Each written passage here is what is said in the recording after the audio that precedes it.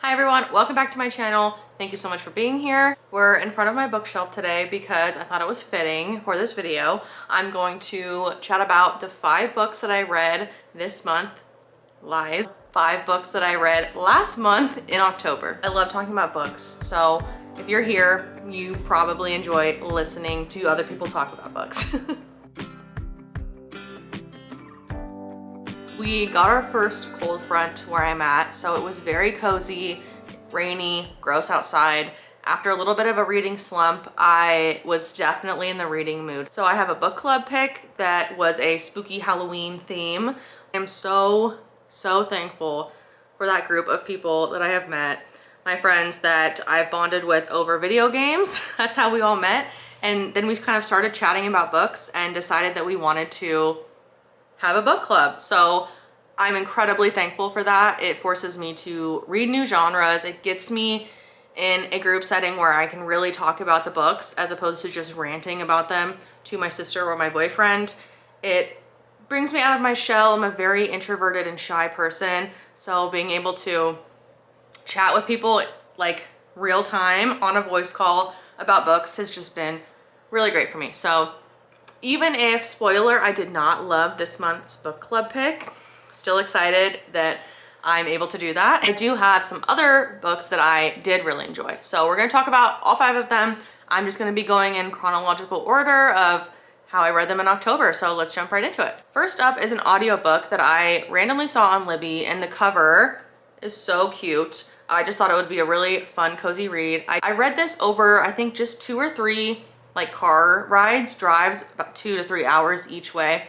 That's how I really prefer to read an audiobook. I love when I can just get it done in like 3 sittings. I can really get engaged. I can sit through a couple hours, understand what's happening, not forget it. I can just kind of get it done. I've actually never seen anyone talk about this book series before. It is, let me just look because I have my notes right here. The Saffron Everly Mystery Series. So Saffron is the name of the main character, obviously about a botanist's guide to parties and poisons. There's one party, one poisoning. You're basically following her getting involved in the investigation of a poisoning of one of the professors at the university that she is currently a research assistant at. I really love the main character's name, by the way. I think Saffron is an adorable name. This is really not my usual genre. I'm not a big mystery thriller type person, but I read 2 of them this month because when in Rome, right? It's October. So it seemed really cozy and cute, and it was, honestly. I would say this is a cozy mystery. I really enjoyed the main character. She's your typical academic research assistant, right? She is straightforward and advocates for herself. She's curious, intelligent, bright, asks a lot of questions, things like that, but maybe isn't the most socially adept kind of person. I think that's a usual trope with research assistants or academics in books, but I didn't find it to be over the top or annoying as I sometimes do in these types of books. I thought that she was really well balanced. You have a little bit of romance in this. You have the obvious mystery, the overarching plot of the whole thing. There's a couple other relationships and themes in this that I think are really important. This is set in 1920s London, I believe. I think it's London.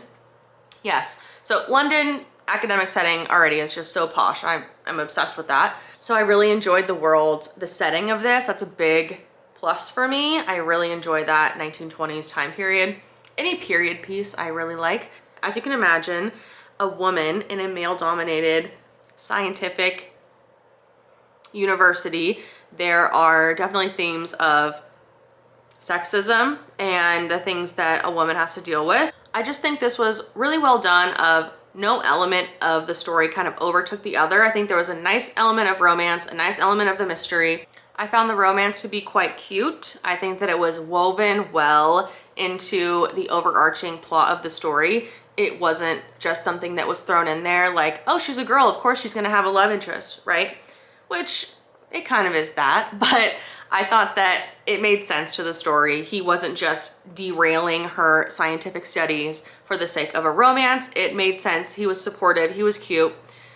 There's also her best friend. I really enjoyed the little bits of that relationship. I always love a good best friend duo in a book. Mystery itself was nothing crazy. I don't go through mysteries trying to figure them out. I kind of just head empty, let it happen. And as long as it's not too predictable, I'm okay with it. And it was an enjoyable experience for me. Nothing too crazy, but I gave it 4 stars because I found that I was engaged the whole time. I really liked the characters. I liked the setting. I love a good British accent in an audiobook. So to me, that really elevates the audiobook listening experience when I really like the narrator. So I think this was overall a really fun time. I gave it 4 stars.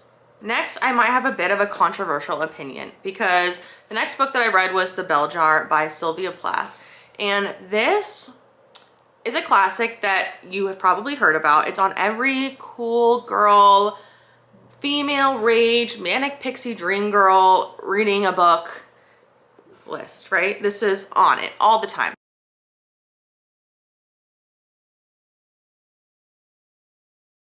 I wish I could say that I loved this because I think this is just such a cult classic in the world of especially women's reading.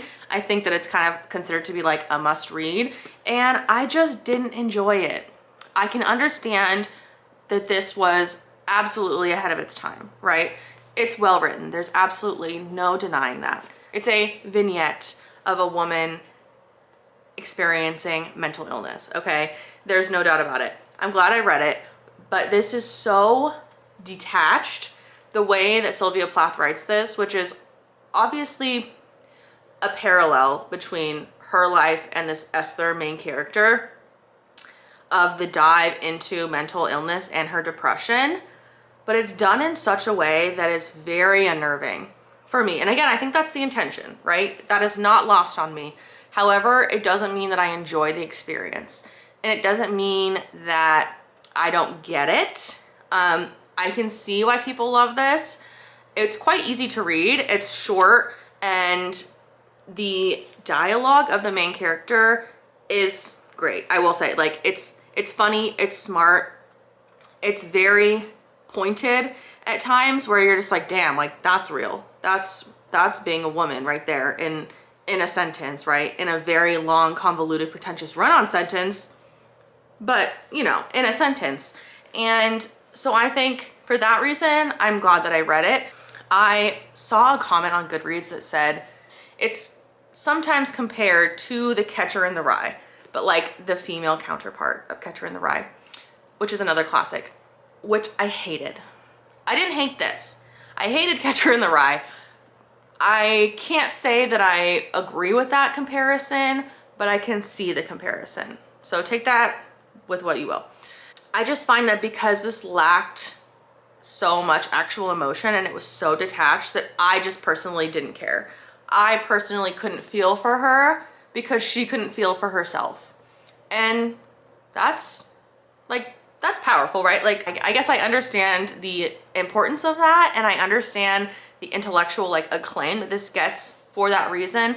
I think it just didn't hit for me personally. That's not necessarily the way that I want to experience a story like this. So for me, it didn't hit. If you weren't aware, Sylvia Plath, the author of this book, actually committed suicide. She had a lot of struggles herself. So knowing that makes it obviously very powerful in that way.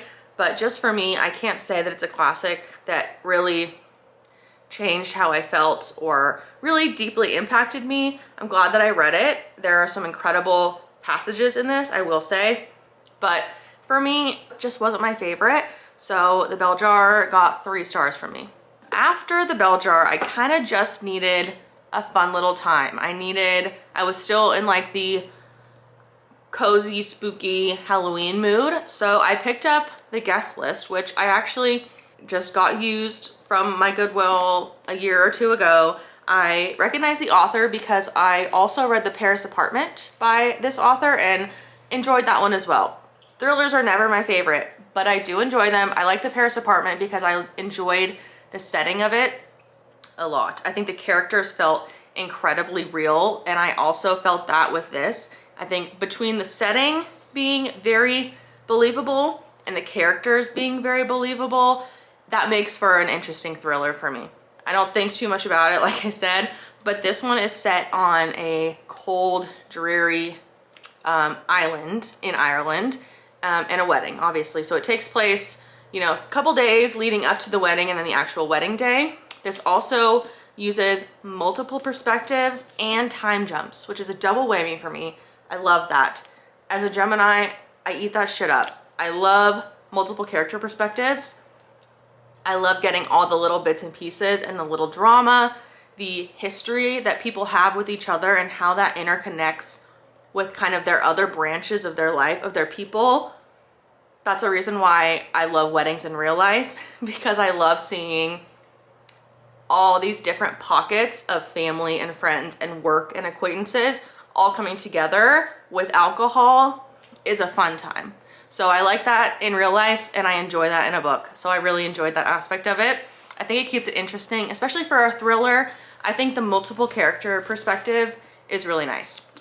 From my understanding, this is often compared to Agatha Christie's The Hunting Party, which I have not personally read. So I can't speak to that, but I can see the resemblance. The twist and the ending to me, while a bit random, made sense. It wasn't like, oh, that was a lazy ending, like I felt when I read Verity by Colleen Hoover. I cannot stand when authors use such a lazy twist. This is just a semi-rant, basically about Verity by Colleen Hoover, but also some others. When you go through a whole thriller and then at the end of the book, they're like, tricked ya, she was dreaming, or gotcha, they were lying, they were just an unreliable narrator the whole time and none of that really happened. Like, I cannot stand that. This was not that. Don't get it twisted, I'm not saying. But this, I felt, was believable enough. It was interesting. It was like, oh shit moment. I enjoyed it. I gave it 4 stars actually.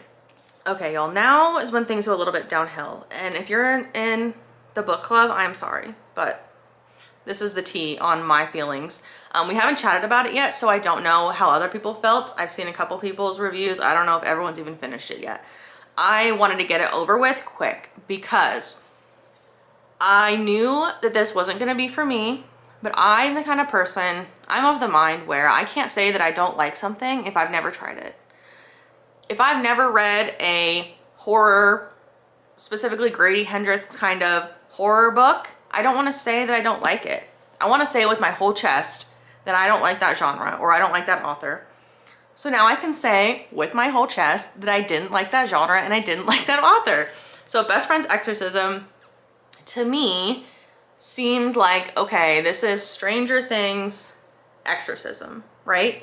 That's kind of what it's marketed as. It has like an old VHS 80s inspired cover. I read this on Kindle, by the way.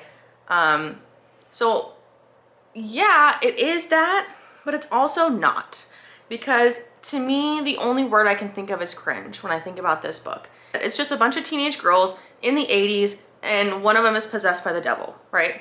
Straightforward. That's all that happens. Nothing interesting happens. The exorcism itself is, that's not even exciting in itself. I don't know if it's supposed to be exciting, but you know, I felt absolutely nothing. I was just cringing through the whole thing because to me, it was so obvious that this was just a middle-aged white man reliving his 80s nostalgia through a bunch of teenage girls. To me, that's an ick. You don't have to think that, but I think that. That's my opinion. I think the only redeeming quality was that it was pretty easy to read. It kind of kept it going. It was fine. It wasn't anything too heavy. It was just overall, I thought, boring, but I was able to get through it semi-quickly. And something that a lot of people have said, or from what I've read on reviews, is that this is kind of more about a best friend friendship than it is about an exorcism or about school or whatever. And I just didn't really get that. I found it very surface level. I found the friendship to be nothing groundbreaking, nothing that I have never seen before. If anything, yeah, I think you touch on kind of just relationships as a teenage girl, but from what you've seen in 80s movies. That's where he's getting it, right? If you catch my drift. It does kind of touch on, you know, a young girl's relationship with her mother, which can be extremely confusing and complicated, but that was extremely minute amount of the book. And even the best friend, even the friendships in the book, I can't say anything that sticks out to me as emotional or new or heartwarming. They went to school, one of their friends got possessed by the devil, they had an assembly, there was an exorcism, and then they went on with their life, and that was it. And that's not even a spoiler, that's it. So this was a 2-star for me. It gets a pity star for a reason because it's not like, this wasn't the worst book I've ever read, but it just wasn't for me. I really didn't enjoy it, and that's okay. It didn't cost me a penny, cost me, you know, a few hours of my life, and now I know, and I have a shared experience with some of my friends that we can talk about. So that's fine, but we are gonna move on from that and go to something that I actually loved, which is The Discovery of Witches by Deborah Harkness. I picked this up. If you didn't see, I'm gonna plug it right here. My thrift haul that I posted, I got this and the sequel, which is Shadow of Night, for like $2 or $3 each. And I had never heard of it before. I knew nothing about it, but I read the back and I was sold. And it seemed like a perfect October cozy read. So I dove into this and I love every single aspect of this. The only thing that I would say is this is a long one. The words are a little bit small on the page. It's 600 pages. So some of it can be a bit repetitive, a bit slow, but overall, I absolutely loved this. This is basically like my big 3 for books, right? Fantasy romance, dark academia, and historical fiction. All in one. We have a witch, we have a vampire, we have a university setting. It's just amazing. I think that the setting, the world building, the characters, the lore, it was all there for me. People have compared this to adult Twilight, and while I have never read Twilight, don't worry, it's on my list, I have seen the movies. I can see the very surface level comparisons, but I wouldn't necessarily harp on that too much. I think the big difference with this is there's obviously a lot more depth, right? And the fact that it's grown adults, not teenagers and young adults, I think really, you know, elevates it to, I'm not gonna say above Twilight, but I wouldn't necessarily say that I would compare it to that. So this follows the story of a witch who comes from a long line of witches. So you get a little bit of that like Salem, you know, history. So a witch who is a scholar, she works in a university, she's an avid reader and she's an historian. And she comes across this ancient manuscript in her work that's very obviously touched by magic in some way. And then after she finds that manuscript, all these kind of different creatures start popping up. One of them being a tall, dark, and handsome vampire. Okay, we love to see it. So it's kind of hard for her to ignore the magic and her roots and this magical manuscript after this, I'll say it again, an ancient vampire comes into her life, and the two of them obviously meet, a romance develops, and then they start trying to figure out the mysteries of this book. There's a lot of reading, books. If I didn't mention, the vampire is a scientist in this iteration of his life, at least. He's a poet, he's a warrior, currently he's a scientist because he has all these hundreds of years to learn all these things and live all these lives. So in this current iteration, he's a scientist who is studying DNA specifically. So you're getting a lot of that in this. I think that's where it probably loses a lot of people, because there are a lot of scenes where she's drinking tea and reading a book and talking about history, and he's talking about DNA molecules and things like that. If you like that, if that interests you, you will love it. It's not that crazy. It's not that hard to wrap your head around. Like, it's not anything too in-depth is what I'm trying to say. It's pretty surface level, but it adds that extra layer of depth and intrigue that I just loved. What I have heard people complain about is what I often see in these kind of like fantasy romance books, where there is a strong, independent, smart main female character, and then she meets this overprotective, kind of territorial man, right? and she gets kind of whisked away in the romance. Things about her maybe change. Maybe she lets him kind of take the ropes, or she does something that she wouldn't normally do because she's so enamored by him. People don't like the territorial, kind of overbearing man. Couldn't be me though. If an ancient man is killing at the slightest scent of a threat towards me, that's what I want to see in a fantasy romance. If you don't, that's totally valid. I understand what you're saying. I think that's what most people don't like about the romance aspect in this.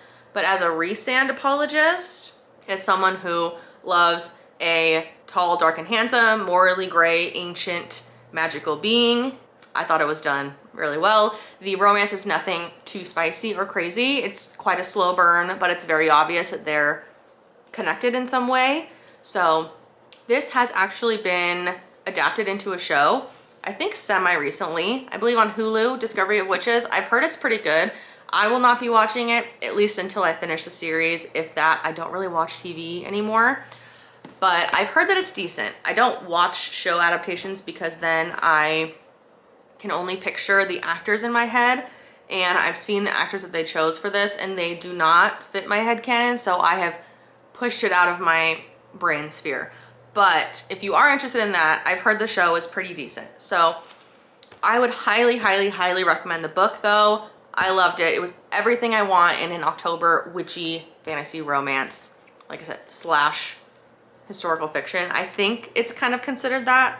Yeah, equal parts history, magic, romance, and suspense. That's absolutely true. So I'm already reading Shadow of Night. I'm back in a reading slump, so I'm not that far. I'm really looking forward to finishing the series. I think this is really well done. So that wraps up all the books that I read in October. Thank you so much for watching. Thank you for listening to me ramble about these. If you have read any of these books, if you have maybe differing opinions, I'd especially love to hear if you've read A Discovery of Witches and what you thought. Maybe if you have read My Best Friend's Exorcism, maybe if you have some reasonings for why you like that, I'd be very interested to hear. I obviously love to talk about books. That's why we're all here, right? So thank you again so much. Please like this video, subscribe if you want to see more book content. I will have any of my links below if you want to follow me on Twitter, Goodreads, TikTok, any of those. And I will see you in the next one.